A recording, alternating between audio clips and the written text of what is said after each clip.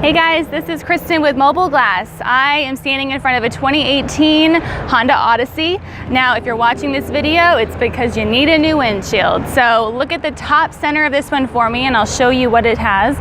This is the Honda Sensing package. It also has a rain sensor. We like to call it the rain and lane package.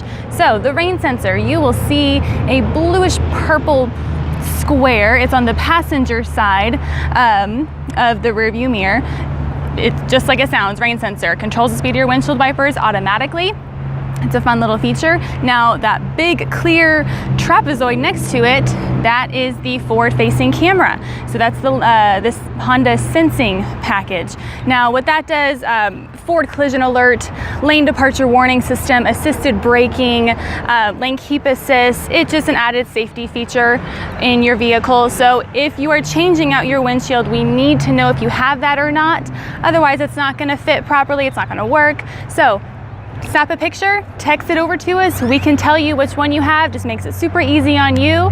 But if you have any additional questions, feel free to give us a call. Phone number is 800-557-3078. Thanks for watching.